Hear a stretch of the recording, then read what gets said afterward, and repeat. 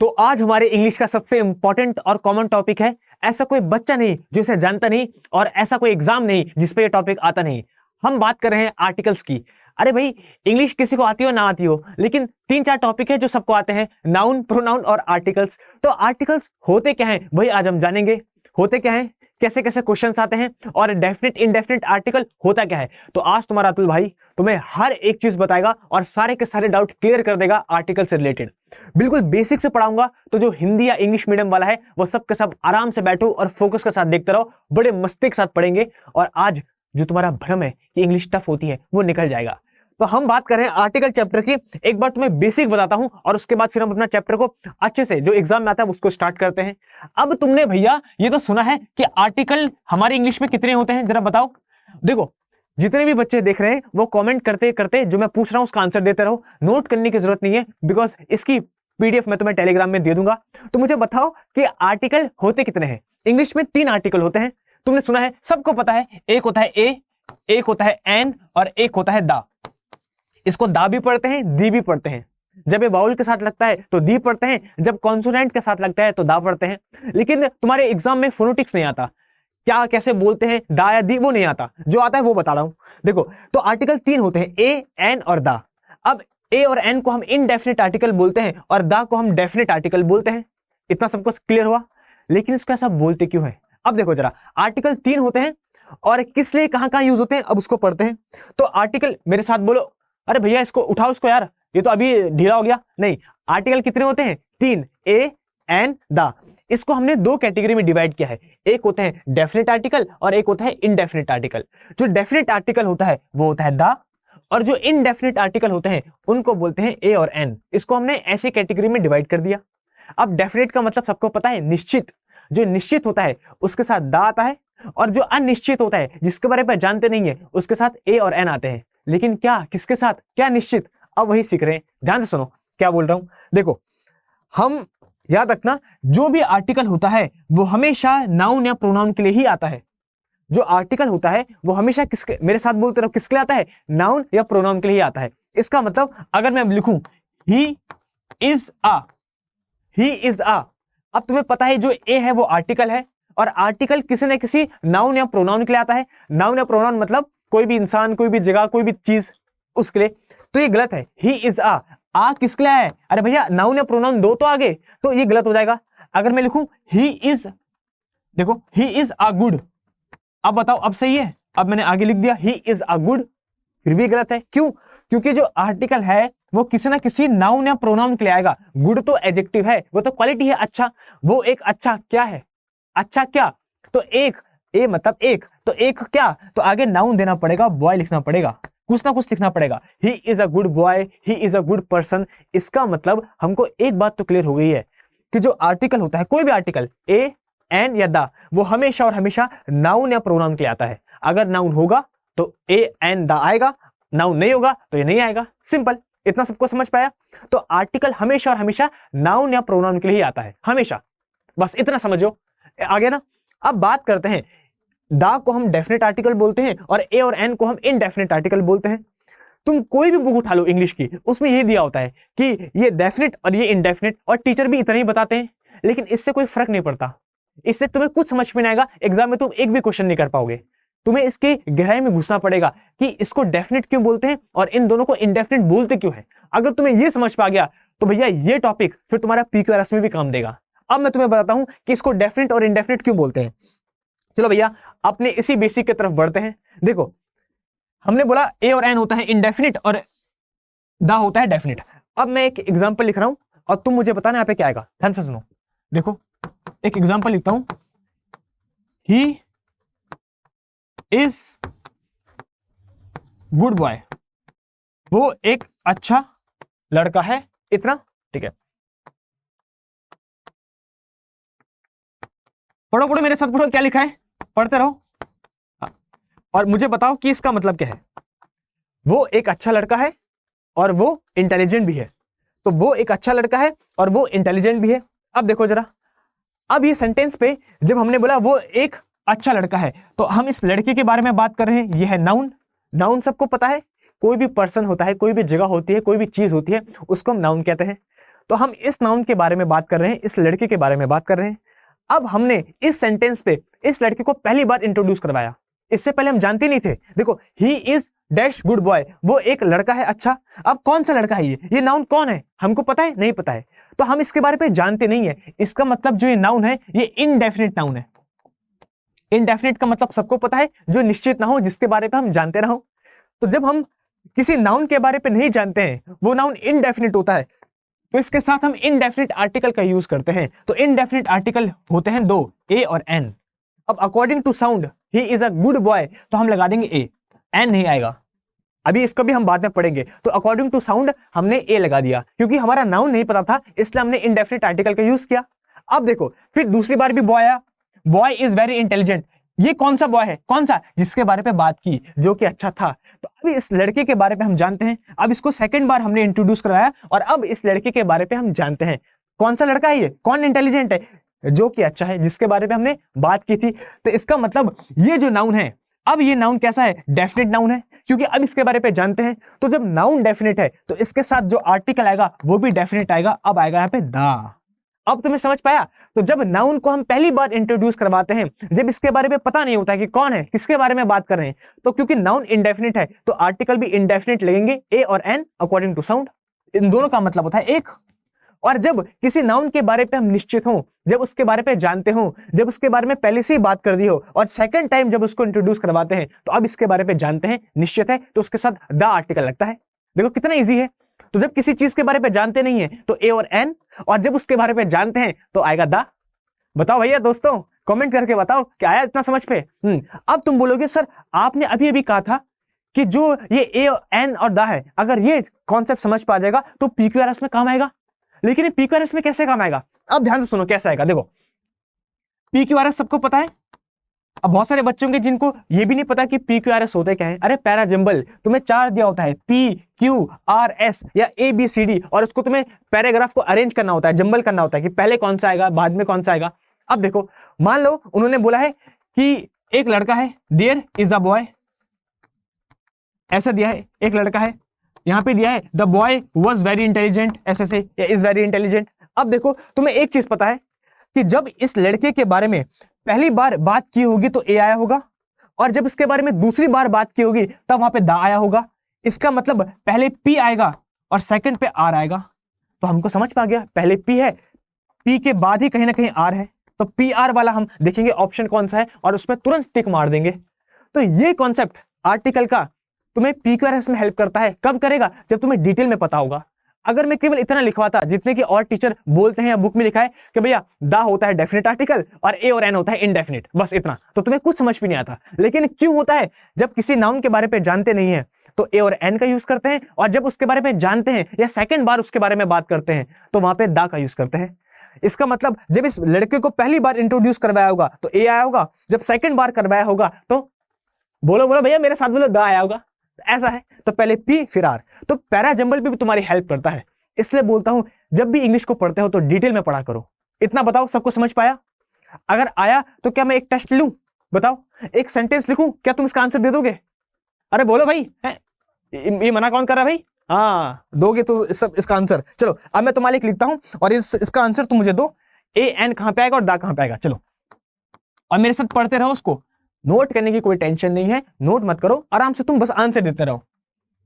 चलो अब मुझे बताओ यहां पे क्या आएगा? आई मेट, लो अब बता दो क्या आएगा। चलो, ए और एन कहां पे आएगा और दा कहां पे आएगा? बहुत इजी है, मुझे पता है। अब जो मेरे शेर हैं, जवाब हैं, वो सब के सब इसका आंसर दे देंगे। बताओ चलो जल्दी से। मैं एक लड़के से मिला, अब जिस लड़के से मिला वो लड़का कौन था? पता है हमको? नहीं पता भैया, हमें तो पता ही नहीं कौन लड़का था वो। तो अब हम इस नाउन के बारे में जानते नहीं है। ये नाउन कैसा है? इनडेफिनिट नाउन है, और जब नाउन इनडेफिनिट हो तो आगे भी आर्टिकल इसके साथ कौन सा आएगा? इनडेफिनिट। और इनडेफिनिट दो होते हैं, कौन कौन से? ए और एन। अब अकॉर्डिंग टू साउंड, बॉय बा की साउंड है, कॉन्सोनेंट के साउंड है तो ए आ जाएगा। अब साउंड कैसे होती है वो भी आगे जानेंगे, और जो मिथ होती है हमारी उसको भी तोड़ूंगा भी, देखना। अब बॉय वॉज वेरी हेल्पफुल, लड़का बहुत ही हेल्पफुल था, मददगार था। कौन सा लड़का? जिस लड़के से मैं मिला। अब इस लड़के के बारे में मैं जानता हूं, जिस लड़के से मैं मिला, तो अब ये नाउन डेफिनेट है, और डेफिनेट नाउन है तो वहां पे द आर्टिकल आ जाएगा। बस सिंपल। अरे भैया आ गया। तो इसको डेफिनेट और इनडेफिनेट क्यों कहते हैं, ये टॉपिक तो हमको क्लियर हो गया है, अतुल सर ने बता दिया है। तो जब किसी नाउन के बारे में जानते नहीं है तो ए और एन, जब उसके बारे में जानते हैं या सेकंड बार उसको लिखते हैं तो उसके साथ दा। तो ये डिटेल तुम्हें पता होनी चाहिए, तब जाके तुम्हें चैप्टर पढ़ने का फायदा मिलेगा, वरना कोई फायदा नहीं है भैया। वरना तो तुम सीधे ये पढ़ो, कुछ नहीं मिलेगा इससे। इतना सबको क्लियर हो रहा, बताओ पहले इतना सबको आया, बस अगर आ गया है तो भैया आगे बढ़ेंगे अपना। अब देखो कुछ चीजें हैं, क्योंकि जब पहला हम दिन स्टार्ट करते हैं किसी भी चैप्टर को तो मैं आराम से पढ़ाता हूं, बड़े मस्ती के साथ पढ़ेंगे, बस पढ़ना इंपॉर्टेंट है, पढ़ेंगे भाई जो एग्जाम में आता है, पढ़ना इंपॉर्टेंट है। अब देखो अगर मैं ए और एन की बात करूं तो देखो बेसिक चीज सबको पता ही है, मैं बस तुम्हें एक बार रिवाइज करवा रहा हूं कि जो ए और एन होता है वो हमेशा और हमेशा सिंगुलर नाउन के साथ आते हैं। जब नाउन एक वचन हो सिंगुलर नाउन के साथ आते हैं, क्योंकि इनका मतलब होता है एक, ए और एन का मतलब होता है एक ही तो होता है। जैसे मैं अगर तुम्हें बोल दूं आई बॉट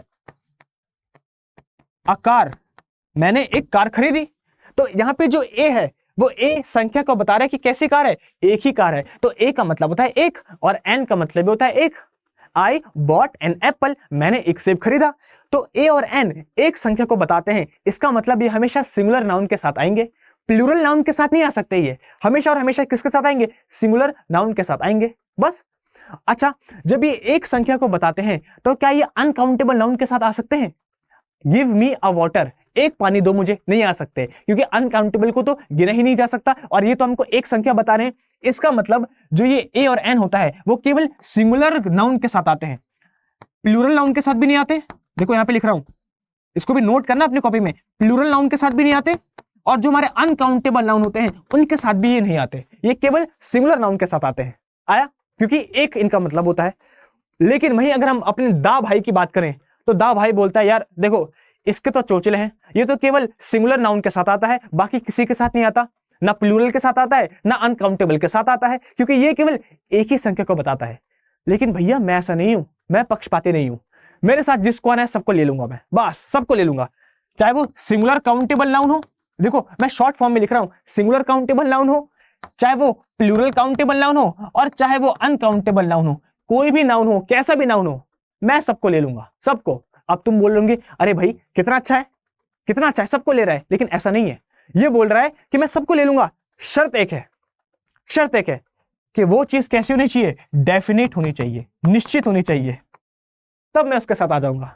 तो याद रखना जो दा होता है वो सबके साथ आता है, काउंटेबल, अनकाउंटेबल, सिंगुलर, प्लूरल, सबके साथ। लेकिन जो ए और एन होते हैं, क्योंकि ये एक ही संख्या को बताते हैं, एक ही चीज को, इसलिए हमेशा सिंगुलर नाउन के साथ आते हैं, प्लूरल नाउन के साथ नहीं आते, और अनकाउंटेबल नाउन के साथ भी नहीं आते हैं। पहले बताओ इतना समझ पाया? और हमको एक और चीज पता है कि जितने भी आर्टिकल हैं तीन, वो तीनों के तीनों आर्टिकल हमेशा और हमेशा नाउन या प्रोनाउन के लिए ही आएंगे, क्योंकि ये संख्या को बताते हैं, और संख्या किसी नाउन या प्रोनाउन की ही होती है भैया। नाउन प्रोनाउन का मतलब नेम, प्लेस और थिंग, तो संख्या नेम, प्लेस और थिंग की ही होती है, इसलिए जितने भी आर्टिकल होते हैं वो हमेशा नाउन या प्रोनाउन के लिए आते हैं। तो अगर तुमसे कोई पूछेगा कि इंग्लिश में कितने आर्टिकल होते हैं टोटल, तो तुम क्या बोलोगे? तीन होते हैं, ए, एन और दा। लेकिन तुम्हें एक लेटेस्ट न्यूज बताऊं, अब इंग्लिश पे आर्टिकल तीन नहीं होते हैं, अब ये पहले था, अब इंग्लिश पे चौथा आर्टिकल भी होता है, 4 आर्टिकल होते हैं। तीन तो ये हो गए, और जो चौथा आर्टिकल है वो है जीरो आर्टिकल। अब तुम बोलोगे सर ये जीरो कहां से आ गया? इसका मतलब ये होता है कि अगर कहीं पे आर्टिकल ना लगाना हो तो हम बोलते हैं यहां पे जीरो आर्टिकल लगाए। मान लो जैसे एक एग्जांपल देता हूं तुम्हें, मैंने बोला ही इज डैश गुड, अब बताओ यहां पे क्या आएगा? ही इज डैश गुड, कौन सा आर्टिकल आएगा? तो तुम बोलोगे सर ही इज गुड सही तो है, कोई आर्टिकल नहीं आएगा, ही इज गुड सही है, कोई आर्टिकल नहीं आएगा, तो यहां पे कोई आर्टिकल नहीं आया, इसी को हम जीरो आर्टिकल बोलते हैं। अब मुझे पता है तुम्हें अजीब लग रहा है, लेकिन यही इसका कॉन्सेप्ट है, बस यही है। तो जहां पे आर्टिकल का यूज नहीं करेंगे उसी को हम जीरो आर्टिकल बोल देंगे, यही हमारा चौथा आर्टिकल होता है। तो इसको भी बाद में पढ़ेंगे, पढ़ने की जरूरत नहीं है, बाद में देख लेंगे इसको। तो 3 आर्टिकल होते हैं, तुम ये मान लो, ए, एन, दा। ए और एन होते हैं इनडेफिनिट आर्टिकल, और दा होता है डेफिनिट आर्टिकल।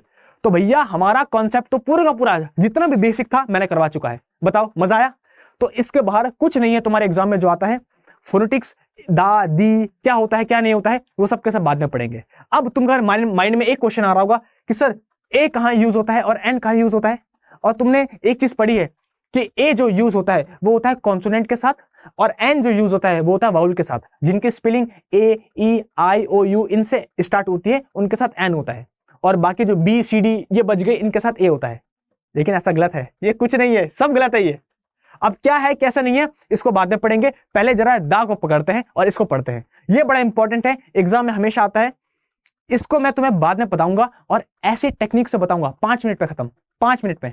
पहले इसको पढ़ते हैं, दा को। तो चैप्टर का बेसिक पूरा हो चुका है, एक बार रिवाइज करते हैं मेरे साथ, सबके सब कमेंट में बताओ ये सर एक बार रिवाइज करते हैं।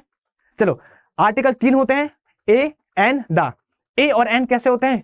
अब तुम्हारी भाई रिवाइज कर रहे हैं, तुम बोलो ए और एन कौन से आर्टिकल होते हैं? इनडेफिनिट। और दा कौन सा होता है? डेफिनिट। आया? और आर्टिकल हमेशा और हमेशा किसके लिए आते हैं? नाउन या प्रोनाउन के लिए आते हैं। अगर उनके बाद नाउन प्रोनाउन है तो आर्टिकल आएगा, नहीं है तो आर्टिकल नहीं आएगा। भाई अगर मैं ही नहीं होऊंगा, टीचर ही नहीं होऊंगा, तो फिर तुम किससे पढ़ने आओगे? आया इतना? बस। तो टीचर है तो स्टूडेंट है, नाउन है तो आर्टिकल है। अब ये तो हमारा आर्टिकल का बेसिक आर्टिकल। अब हम पढ़ते हैं डेफिनेट आर्टिकल दा को। अब यहां से हमारे एग्जाम में किस किस टाइप के कॉन्सेप्ट आते हैं वो हम जानते हैं। तो भैया बताओ, एक्साइटेड हो ना? अरे भैया श्वेत भाई, जो ये लेट के पढ़ रहा है भैया, जब तुम्हारे सर खड़े होके पढ़ रहे हैं तो भैया लेट के क्यों पढ़ रहे हो? उठो, उठ, अभी उठ। हाँ, इसका खड़े होके पढ़, चल। अब बात करते हैं यूजेस ऑफ डेफिनेट आर्टिकल दा। अब हम दा आर्टिकल को पढ़ रहे हैं कि कहां कहां दा आर्टिकल यूज होता है। अब धीरे धीरे मैं कॉन्सेप्ट खोलता रहूंगा और तुम्हें बताता रहूंगा, और तुम्हारी अंडरस्टैंडिंग डेवलप होती रहेगी कि जो दा आर्टिकल है ये है क्या, कहां कहां यूज होता है, और जितने भी तुम्हारे माइंड में अभी तक जो भी कंफ्यूजन थी वो सब के सब दूर होगी। तो देखो, पहला जो कॉन्सेप्ट है, रूल नंबर 1 या कॉन्सेप्ट नंबर 1 बोलो, बात एक ही है, समझाऊंगा, अच्छे से समझाऊंगा, वो है सुपरलेटिव डिग्री। जब भी हमारी सुपरलेटिव डिग्री आ जाए तो उसके साथ हमेशा और हमेशा दा आर्टिकल आता है।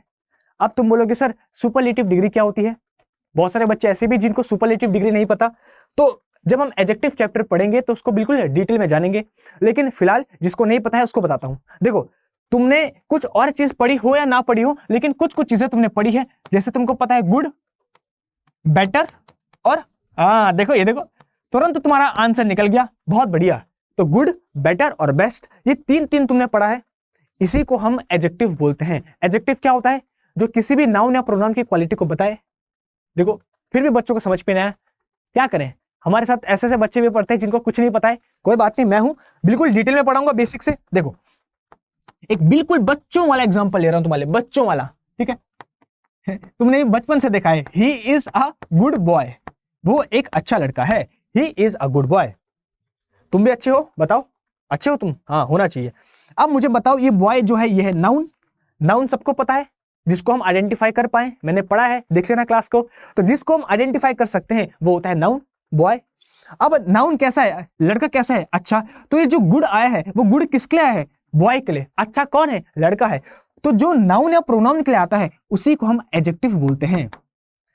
जो नाउन या प्रोनाउन की क्वालिटी को बताता है उसी को हम एडजेक्टिव कहते हैं, विशेषण कहते हैं, जो विशेषता बताता है संख्या की। हिंदी इंग्लिश दोनों में बता रहा हूं। तो जो नाउन की विशेषता को बताए उसको बोलते हैं एडजेक्टिव। आया? अब एडजेक्टिव जो होता है उसकी 3 डिग्री होती है, पॉजिटिव, कंपैरेटिव, सुपरलेटिव। ये हमारी जो गुड है वो है पॉजिटिव डिग्री, मैं शॉर्ट फॉर्म में लिख रहा हूं, पॉजिटिव डिग्री। ये है कंपैरेटिव डिग्री और ये है सुपरलेटिव डिग्री। जब हम एडजेक्टिव चैप्टर पढ़ेंगे तो इसको बिल्कुल डिटेल में बताऊंगा होता क्या है, लेकिन अभी मैं तुम्हें बेसिक बता रहा हूं। तो जो एडजेक्टिव होते हैं, एडजेक्टिव क्या होते हैं? जो नाउन या प्रोनाउन के लिए आते हैं, उनकी विशेषता को बताते हैं, इसलिए इनको विशेषण बोलते हैं। इनकी 3 डिग्री होती है, positive degree, comparative degree, superlative degree. अगर एक और एग्जांपल लिखे हम गुड के बदले, तो अगर मैं यहां पे लिखूं हैवी, हैवी मतलब भारी, तो यहां पे क्या हो जाएगा? हैवियर। और इसका क्या हो जाएगा? हैवीएस्ट। ऐसे बनती है। इतना सबको आया? बताओ, इतना आया ना? बस। तो जब भी हम किसी भी क्वालिटी की बात करें, एडजेक्टिव की बात करें, तो 3 डिग्री होती है। आया? पॉजिटिव डिग्री क्या होती है? जब भी हमें किसी भी नाउन या प्रोनाउन की क्वालिटी को बताना हो कि वो नाउन या प्रोनाउन कैसा है, तो हम पॉजिटिव डिग्री का यूज करते हैं। जैसे अभी हमको बताना था कि लड़का कैसा है, अच्छा है, तो लड़के की क्वालिटी को बताना था तो पॉजिटिव डिग्री का यूज किया। तो पॉजिटिव डिग्री किसी भी नाउन या प्रोनाउन की क्वालिटी को बताती है। आया? ठीक है। कंपैरेटिव डिग्री, नाम से ही पता चल रहा है, जब भी हमको किसी भी चीज का कंपैरिजन करना होता है, दो लोगों का, Ram is better than Shyam, तो हमने किसका यूज करते हैं? कंपैरेटिव डिग्री का। तो जब भी दो नाउन या प्रोनाउन की क्वालिटी को कंपेयर करना होगा कि अच्छा कौन है, ज्यादा लंबा कौन है, ज्यादा मोटा कौन है, तो हम कंपैरेटिव डिग्री का यूज करते हैं। और सुपरलेटिव डिग्री क्या होती है? जब हमको पूरी क्लास में से सबसे बेस्ट को दिखाना हो, ही is the best student in the class, तो वहां पे हम सुपरलेटिव डिग्री का यूज करते हैं। तो जब हम किसी एक नाउन की बात करते हैं, उसकी क्वालिटी को बताते हैं तो पॉजिटिव, जब दो नाउन या प्रोनाउन की क्वालिटी को कंपेयर करते हैं तो कंपैरेटिव, और जब बहुत सारों में से किसी एक को निकालते हैं कि सब में से ये अच्छा है सबसे, तो उसके मतलब सुपरलेटिव। सुपरलेटिव मतलब सबसे ऊपर, सुपर से भी ऊपर, देखा है तुमने? हाँ, तो वहां पे हम सुपरलेटिव डिग्री का यूज करते हैं। और जो सुपरलेटिव डिग्री होती है वो हमेशा और हमेशा अपने साथ द आर्टिकल लेती है। हम ये नहीं बोलते he is best student in the class, नहीं, he is the best student in the class. तो हमेशा सुपरलेटिव डिग्री कहीं भी आ जाए तो अपने आगे दा लेती है। आया इतना? अब तुम बोलोगे सर दा क्यों लेती है? देखो ध्यान सुनना, अगर मैं एक एग्जांपल लिखूं, मैं ऐसे लिखूं, ही is best student in the class. और अभी हमने पढ़ा कि जो सुपरलेटिव डिग्री होती है, देखो जरा भाई समझ पा रहे हैं? हाँ, जो सुपरलेटिव डिग्री होती है वो हमेशा और हमेशा अपने आगे द आर्टिकल लेती है। तो हम बोलेंगे ही is the best student in the class, वो क्लास में सबसे अच्छा लड़का है। तो सुपरलेटिव डिग्री अपने आगे द लेती क्यों है? ये सब के सब पढ़ देते हैं, रट देते हैं, लेकिन इसके पीछे का लॉजिक क्या है? देखो, मान लो क्लास में 50 बच्चे हैं और मैं बोल रहा हूं 50 में से जो रवि है ना, रवि सबसे बेस्ट है, 50 में से सबसे बेस्ट है ये। तो जब मैं 50 में से किसी एक डेफिनेट नाउन की बात कर रहा हूं, इसे रवि के लिए तो मैंने लिखा है ही, तो जब मैं पूरी क्लास में से एक डेफिनेट निश्चित नाउन की बात करूं, तो निश्चित नाउन की बात कर रहा हूं तो वहां पे निश्चित आर्टिकल, डेफिनेट आर्टिकल दा लग जाएगा।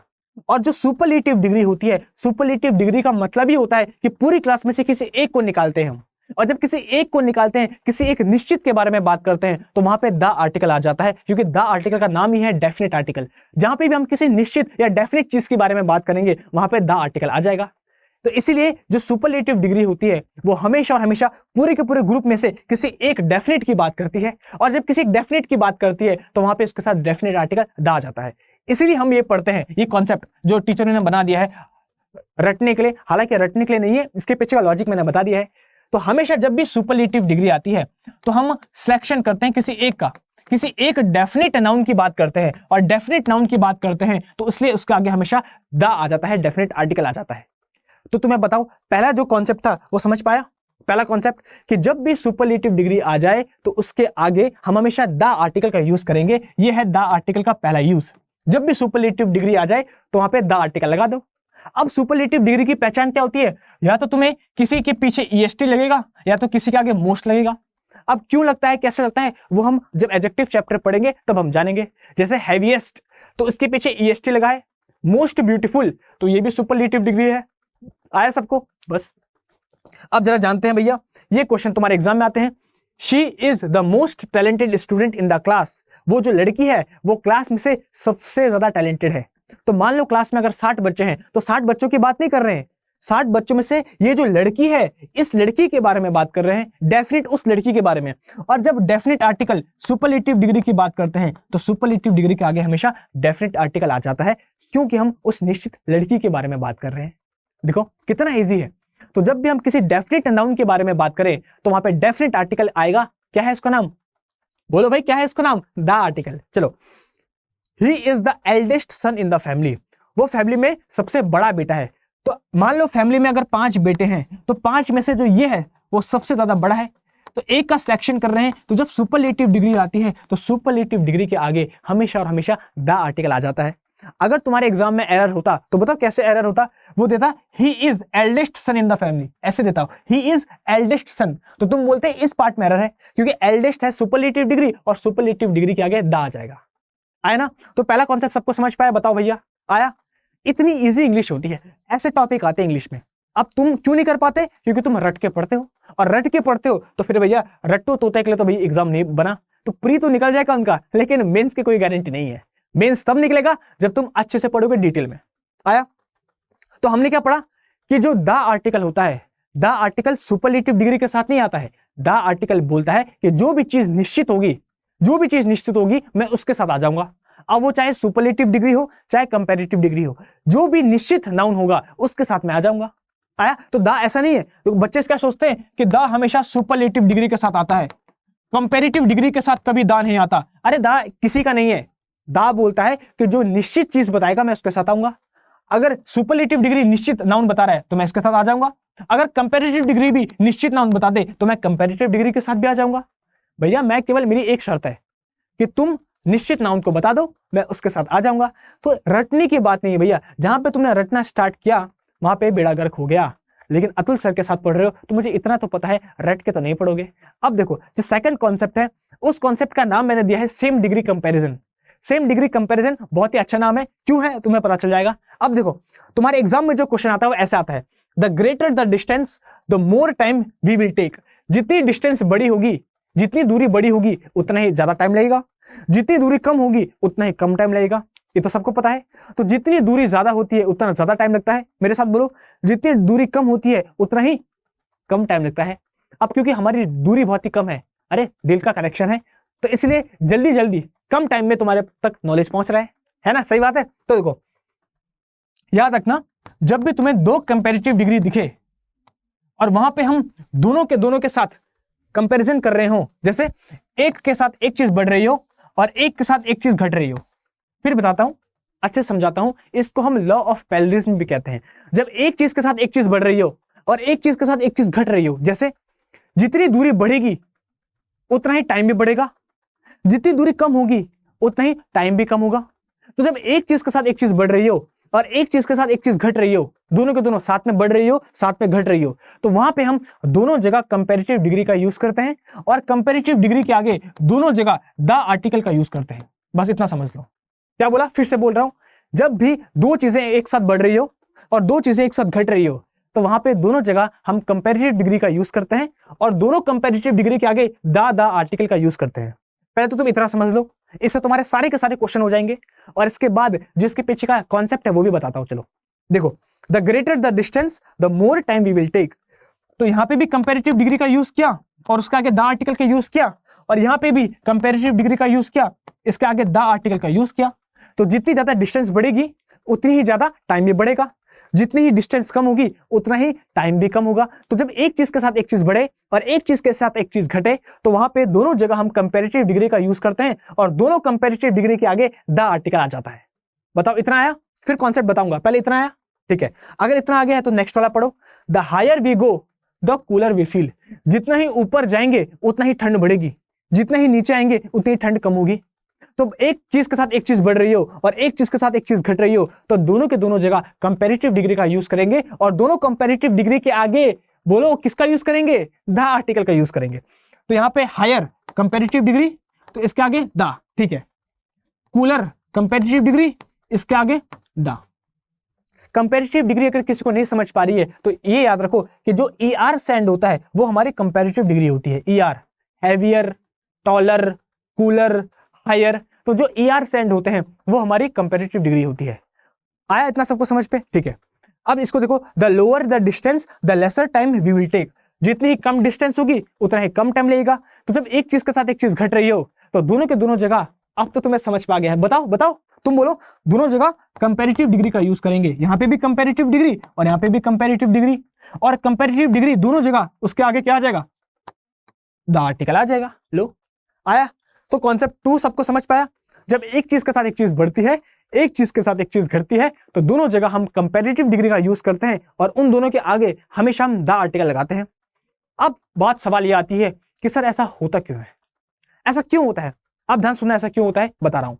देखो सबसे पहली बात तो हम यहाँ पे कंपैरिजन कर रहे हैं कि भाई जब एक चीज के साथ एक चीज बढ़ेगी, एक चीज के साथ एक चीज घटेगी, तो हम दोनों जगह कंपैरिजन कर रहे हैं।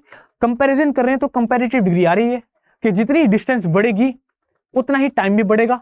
तो कंपैरिजन कर रहे हैं तो दोनों जगह कंपैरेटिव डिग्री आ रही है। आया। लेकिन क्योंकि एक चीज के साथ एक चीज निश्चित तौर में बढ़ रही है, डिस्टेंस बढ़ेगी तो समय भी बढ़ेगा, ऐसा नहीं कि घटेगा, नहीं, डिस्टेंस बढ़ेगी तो निश्चित तौर में टाइम भी बढ़ेगा, डिस्टेंस घटेगी तो निश्चित तौर में टाइम भी घटेगा। तो जब दोनों के दोनों नाउन निश्चित तौर में घट रहे हैं बढ़ रहे हैं, घट रहे हैं बढ़ रहे हैं, तो वहां पे हम द आर्टिकल का यूज करते हैं। जब भी कोई चीज निश्चित हो जाए तो वहां पे द आर्टिकल आ जाएगा। तो अगर डिमांड बढ़ेगी तो सप्लाई भी बढ़ेगी, डिमांड घटेगी तो सप्लाई भी घटेगी। इसका मतलब अगर एक चीज के साथ एक चीज निश्चित तौर में बढ़ रही है तो इसलिए हम वहां पे द आर्टिकल का यूज करते हैं। जब भी कोई चीज निश्चित होता है तो द आर्टिकल का यूज। आया। अब एक क्वेश्चन मैं तुम्हें देता हूं, इसका आंसर तुम मुझे बताओगे। तो मैं समझ जाऊंगा कि तुम्हें ये सेकंड कॉन्सेप्ट आ चुका है। बताओ, बताओगे? बोलो सबके सब हाँ बोलो, बताओगे? चलो अब मैं तुम्हें बताता हूं और तुम इसका आंसर दे दो, उसका हम आगे बढ़ते हैं। इसका आंसर तुम्हारे लिए है और ये तुम्हारे एग्जाम में आया है क्वेश्चन। अब इसका आंसर तुम बताओगे किस पार्ट में एरर है, एरर वाला।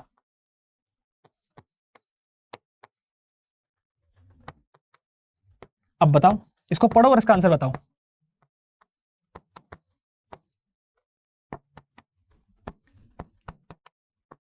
बताओ किस पार्ट में एरर है। अगर एरर है तो हो सकता है नो एरर हो, भाई हमें क्या पता, हो सकता है नो एरर हो। लो यहां पे दिया है नो एरर, ये NE का मतलब है नो एरर। अब बताओ क्या है, सही है, बिल्कुल सही लिखा है, बताओ। लेकिन यार तुम्हारे अतुल सर गलत क्यों लिखेंगे भाई, टैलेंट है, सही लिखेंगे।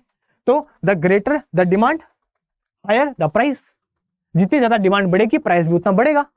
अब देखो जरा, अगर यहां पे है ग्रेटर कंपैरेटिव डिग्री और इसके आगे द है, तो यहां पे भी कंपैरेटिव डिग्री है, इसके आगे भी द आएगा, इसका मतलब इस पार्ट में एरर है, यहां पे क्या आएगा, द आएगा। The greater the demand higher the price. आया? तो इतना इजी है।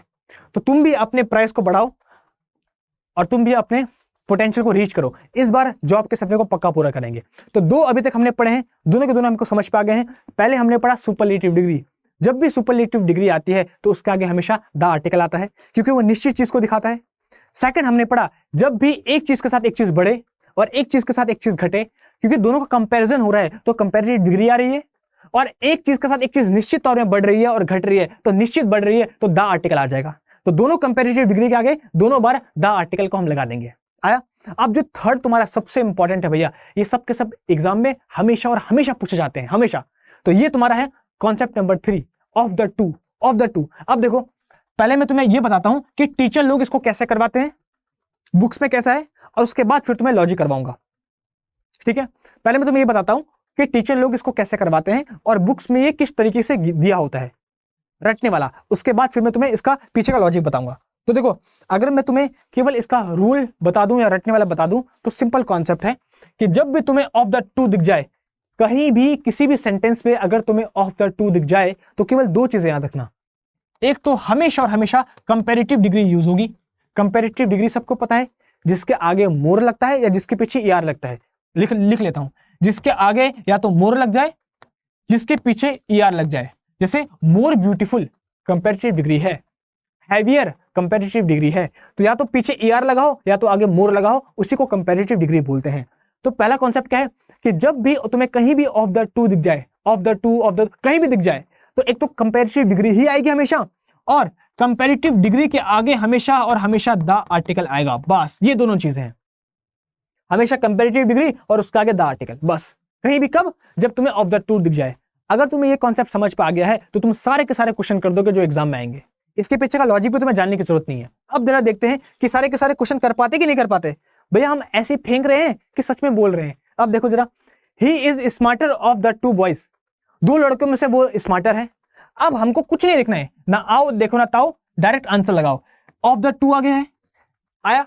जैसे हमको ऑफ द टू दिखे तो हम उस हमेशा कंपैरेटिव डिग्री का यूज करेंगे, दिख गया स्मार्टर, और कंपैरेटिव डिग्री के आगे क्या आएगा, द आएगा, तो यहां पे द आएगा। लो लगा दिया, आया? देखो बस आंसर हो गया। तो इतनी इजी है इंग्लिश, अगर कोई रट के भी पढ़े तो थोड़ा बहुत वो निकाल सकता है। फिर सेकंड देखते हैं, this is warmer of the to shawls, दो शॉल है हमारे पास, शॉल तो सबको पता है, दो शॉल में से ये वाले ज्यादा गर्म है। तो तुम्हें कुछ नहीं देखना है, तुम्हें देखना है केवल of the two. Of the two आ गया, और जब भी ऑफ द टू आ जाए तो तुमको याद रखना, अतुल सर ने बताया था, जब भी ऑफ द टू आ जाए तो कंपैरेटिव डिग्री आएगी और उसके साथ द आर्टिकल आ जाएगा। तो कंपैरेटिव डिग्री है वार्मर और उसके आगे आ जाएगा द, तो यहां पे लगा दो द। लो ये, अगर एरर आएगा तो इस पार्ट में एरर मार देना, बस इतना है कॉन्सेप्ट। लेकिन अब इसके साथ साथ अगर तुम मेरे साथ पढ़ रहे हो तो भैया ये तो पता होना चाहिए ऐसा हुआ क्यों। अगर कल को कोई बोल देगा भैया आपका तो सिलेक्शन हो गया, जरा बताना ऐसा क्यों होता है, क्या बोलोगे? बेइज्जती हो जाएगी। तो देखो इसके पीछे का लॉजिक क्या होता है वो बताता हूं। देखो इसका मतलब क्या है, he is smarter of the to boys, दो लड़के हैं और दो लड़कों में से हम बोल रहे हैं ये वाला ज्यादा स्मार्टर है, ये ज्यादा अच्छा है। तो दो लड़के हैं, दोनों स्मार्ट हैं, दोनों में से ये वाला ज्यादा स्मार्टर है। तो जब हम दो बॉय का कंपैरिजन कर रहे हैं, ऑफ द टू मतलब है दो चीजों का कंपैरिजन कर रहे हैं, तो अगर दो का कंपैरिजन कर रहे हैं कि दोनों में से अच्छा कौन सा है, तो कंपैरिजन कर रहे हैं तो कंपैरेटिव डिग्री आती है, सिंपल सी बात। आया? क्योंकि दो की बात कर रहे हैं कंपैरिजन कर रहे हैं तो कंपैरेटिव डिग्री, और दो में से हम बोल रहे हैं दो लड़कों में से ये वाला ज्यादा अच्छा है, तो इस डेफिनेट की बात कर रहे हैं तो कंपैरेटिव डिग्री के आगे द आर्टिकल आ जाएगा, डेफिनेट आर्टिकल आ जाएगा। तो ये इसके पीछे का लॉजिक होता है। क्यों? क्योंकि जब भी ऑफ द टू आता है तो हम दो लोगों के बारे में बात करते हैं, उन दोनों का कंपैरिजन करते हैं, और जब कंपैरिजन कर रहे हैं तो कंपैरेटिव डिग्री, और कंपैरेटिव डिग्री में से बोल रहे हैं ये वाला ज्यादा अच्छा है, ये वाला, तो एक डेफिनेट को चूज कर रहे हैं तो कंपैरेटिव डिग्री के आगे द आर्टिकल आ जाता है। तो इसका मतलब हमको आज एक चीज पता चली कि जो द आर्टिकल आता है वो सुपरलेटिव डिग्री का नहीं होता है, कंपैरेटिव डिग्री का नहीं होता है। द आर्टिकल उसी का होता है जो डेफिनेट हो, कोई भी हो, चाहे वो सुपरलेटिव हो चाहे कंपैरेटिव हो, जो भी डेफिनेट चीज बताती है, निश्चित चीज बताती है, उसके साथ द आर्टिकल आ जाता है। आप समझ पाया? तो ये मत सोचता है कि कंपैरेटिव के साथ नहीं आता, सुपरलेटिव के साथ आता है, ऐसा कुछ नहीं है। अब देखो इसकी बात करें, this is warmer of the to shawls. हमारे पास दो शॉल हैं और हमारे दो में से ये वाली ज्यादा वार्मर है, दो में से ये वाली शॉल ज्यादा वार्मर है, क्योंकि हम दो का कंपैरिजन कर रहे हैं तो इसलिए कंपैरेटिव डिग्री, और दो में से ये वाली ज्यादा अच्छी है तो एक निश्चित शॉल की बात करें कि ये वाली, इसलिए कंपैरेटिव डिग्री के आगे द आर्टिकल आ जाता है। तो याद रखना, जब भी ऑफ द टू दिख जाए तो हमेशा कंपैरेटिव डिग्री आती है और कंपैरेटिव डिग्री के बाद द आर्टिकल आता है उसके पहले। आया? अब तुम्हारे दिमाग में एक और बात घूम रही होगी कि सर ऑफ द टू अगर आ जाए तो, अगर ऑफ द थ्री आ जाए तो, या ऑफ द फोर आ जाए तो तब क्या होगा? अगर ऐसा आ जाए, this is the warmer of the three shawls, अगर थ्री आ जाए या फोर आ जाए तब क्या होगा? है ना, तुम्हारे दिमाग में ये तो है, अगर थ्री आ जाए तो क्या होगा? हालांकि तुम्हारे इंग्लिश में ये कॉन्सेप्ट नहीं है, किसी भी बुक में तुम्हें नहीं मिलेगा, और कॉन्सेप्ट है भी नहीं, और ना इससे क्वेश्चन आता है, लेकिन क्योंकि तुम्हारी क्यूरियोसिटी हो रही होगी, देखो तुम्हारे दिल की बात जानता हूं, मुझे पता है तुम क्या सोच रहे होंगे। तो अगर थ्री आ जाता है तो अब हमको क्या पता है, जब दो का कंपैरिजन करें तो कंपैरेटिव डिग्री, अब दो से ज्यादा हो गए, तीन हो गए, तो अब हम सुपरलेटिव डिग्री का यूज कर लेंगे, बस। सुपरलेटिव डिग्री के आगे द आता है, कुछ चेंज ही नहीं होगा, केवल सुपरलेटिव डिग्री आ जाएगी। जब हम एक की बात करें तो पॉजिटिव, दो की बात करें तो कंपैरेटिव, और दो से ज्यादा हो तो उसको हम ग्रुप ही मानते हैं, और ग्रुप से जब किसी एक को सिलेक्ट करना हो कि तीन शॉल है, तीन में से ये वाली अच्छी है सबसे, तो अब हम एक ग्रुप ही मानते हैं तीन को, और ग्रुप में से किसी एक को सिलेक्ट करना हो तो सुपरलेटिव डिग्री आएगी, तो वार्मर नहीं होगा, वार्मेस्ट हो जाएगा बस वहां पे। आया? तो ये कॉन्सेप्ट तुम्हारे एग्जाम में नहीं था, तुम्हारे बुक में नहीं था, लेकिन फिर भी क्योंकि तुम्हारी जिज्ञासा है तो इसकी मैं रिस्पेक्ट करता हूं, तो मैंने बता दिया। तो अगर वहां पे थ्री आएगा तो फिर सुपरलेटिव डिग्री आ जाएगी, और जब दो हो तो दो है तो कंपैरेटिव डिग्री, और दो में से किसी एक को निश्चित को सिलेक्ट कर रहे हैं तो द आर्टिकल। तो आगे सबको, तो जब भी ऑफ द टू आ जाए तो कंपैरेटिव डिग्री आती है और उसके आगे द आर्टिकल आ जाता है। ये कॉन्सेप्ट है जिसको मैंने अच्छे से एक्सप्लेन कर दिया है। और तुम बोलोगे सर इतना एक्सप्लेन करने की क्या जरूरत है? सर हमने जब आंसर निकाल दिया था तो एक्सप्लेन करने की क्या जरूरत है? है जरूरत, इसलिए है क्योंकि तुम्हें प्री नहीं निकालना है, मेंस भी देना है। चाहे सीजीएल की बात करो चाहे सीपीयू की बात करो, मेंस तो हर जगह ही है, और मेंस तुम तब कर पाओगे जब तुम्हें डिटेल में पता हो। और जो डिटेल में मैं करवा रहा हूं अभी, जब हम चैप्टर को आगे बढ़ाएंगे तब तुम्हारे दिमाग में जो कॉन्सेप्ट बनेंगे तब तुम बोलोगे यस सर, अच्छा हुआ कि आपने इतनी डिटेल में बताया, वरना आज तक तो हमें पता ही नहीं था, हमें कभी पता ही नहीं चलता कि ऐसा क्यों हुआ। तो आगे इसका बड़ा यूज है, इसलिए करवा रहा हूं। तो ध्यान से सुनते रहो जो मैं बता रहा हूं। और एक और चीज, अगर इसी से मैं बता दूं, एक एरर आता है, बहुत कम आता है लेकिन आ सकता है। जब भी ऑफ द टू आ जाए तो इसके बाद अगर नाउन आएगा तो वो नाउन सिंगुलर आएगा कि प्लूरल आएगा, ये बता दो। अरे प्लूरल ही तो आएगा। ऑफ द टू बॉय बोलूंगा कि बॉयज बोलूंगा? दो लड़का या लड़के? अरे दो के बाद लड़के ही तो बोलना पड़ेगा। तो जब भी टू आ जाए तो टू के बाद हमेशा प्लूरल नाउन आता है। ये भी सिंपल कॉन्सेप्ट है, इसको भी याद रखना, क्योंकि दो के बाद बॉयज तो बोलूंगा, दो लड़का थोड़े बोलूंगा, दो लड़के ही तो बोलूंगा। तो ये सिंपल चीज है भैया, इंग्लिश कुछ टफ नहीं है, बहुत इजी है। तो हमेशा ऑफ द टू के बाद नाउन प्लूरल आता है, दो लड़के, दो शॉल्स, सिंपल। आया? अब एक क्वेश्चन तुम्हारे एग्जाम में जो आया था, एक बार मैं इसको करवाता हूं और तुम मुझे इसका आंसर बताओगे, तब मुझे निश्चित हो जाएगा कि भैया हाँ तुम्हें भी आ चुका है, तब मैं इसका आगे आर्टिकल लगा दूंगा। आया? तो अब इस कॉन्सेप्ट को ये देखने के लिए कि तुम्हें आ गया है, मैं एग्जाम का क्वेश्चन ले रहा हूं जो तुम्हारे सीजीएल में आया था एग्जाम। अब तुम इसका आंसर बताओ क्या है, किस पार्ट में एरर है, अगर एरर है तो। इसमें ये है, देखो कैसे एग्जामिनर देता है।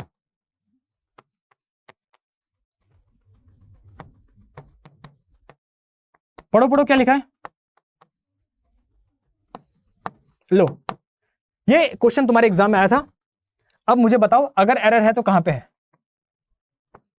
और या तो नो एरर है, लो या तो नो एरर है, A part, B part, C part या नो एरर? कोई एरर नहीं है इस पे, बताओ। दो बुक्स में से ये वाली बेस्ट है, दो बुक्स में से ये वाली बेस्ट है। और अभी हमने पढ़ा था कि जब भी ऑफ द टू आ जाए, कहीं भी ऑफ द टू, तो हमेशा कंपैरेटिव डिग्री आती है और द आर्टिकल आता है। बेस्ट, बेस्ट तो है सुपरलेटिव डिग्री, बेस्ट नहीं आएगा, क्या आएगा? बेटर। कंपैरेटिव डिग्री आएगी और कंपैरेटिव डिग्री के आगे द आर्टिकल आ जाएगा। तो इस पार्ट में एरर था। तो ऐसे क्वेश्चन तुम्हारे एग्जाम में आते हैं, कभी उसने आगे दे दिया, कभी उसने पीछे दे दिया। दो बुक्स में से ये वाली अच्छी है, तो दो बुक का कंपैरिजन कर रहे हैं तो कंपैरेटिव डिग्री, और दो में से ये वाली अच्छी है, तो एक डेफिनेट बुक की बात करें तो द आर्टिकल। तो याद रखना, जब भी ऑफ द टू आ जाए, चाहे आगे चाहे पीछे कहीं भी, तो हमेशा कंपैरेटिव डिग्री आएगी और उसके आगे हमेशा आ गया ना आप समझ पे? बढ़िया। तो टाइम हो चुका है आज का, और इस क्लास को इधर ही समाप्त करते हैं। और कल जो हम पढ़ेंगे, देखो एक बार तो मैं दिखा देता हूं, माउंटेन रेंजेस, और जहां पे माउंटेन आ जाए, हिमालय आ जाए, तो वहां पे तो भैया मजा आएगा। और तुम्हें पता है हिमालय बहुत फेमस है इंडिया में, और हिमालय में एक पर्वत है कैलाश टेम्पल, और कैलाश बहुत मिस्टीरियस है। तो उसके पीछे की मिस्ट्री क्या है वो भी मैं तुम्हें कल बताऊंगा, मुझे याद दिला देना। तो हिमालय में जो कैलाश टेम्पल है उसके बारे में मिस्ट्री बताऊंगा, और उससे कैसे क्वेश्चंस तुम्हारे एग्जाम में आर्टिकल में पूछे जाते हैं वो भी बताऊंगा। तो कल की क्लास पे बड़ा मजा आएगा। हम कल एक सीक्रेट बात से स्टार्ट करेंगे। तो ये था आज की क्लास। बताओ कैसे तुम्हें आज की क्लास लगी? क्या तुम्हें आर्टिकल में डिटेल में समझ पाया कि नहीं आया? और तो क्या तुम्हें लगा कि ये सर आज हमने कोई नई चीज जानी है, आज तो हमें कोई वैल्यू मिली है? तो अगर तुम्हें पसंद आई तो भैया रिवाइज करते रहना, पढ़ाई करते रहो, और जितना भी पढ़ा है, फिर से बोल रहा हूं, रिवाइज पक्का कर लेना, क्योंकि एग्जाम टीचर से नहीं निकलता है, एग्जाम पढ़ के नहीं, रिवाइज करके एग्जाम निकलता है। तो इस साल अपने जॉब के सपने को पूरा करेंगे, हमने कसम खाई है। और सबके सब जोश में रहो, हर रोज क्लास देखते रहो, रिवाइज करते रहो। मिलूंगा तुम्हें नेक्स्ट क्लास में, तब तक के लिए बाय बाय।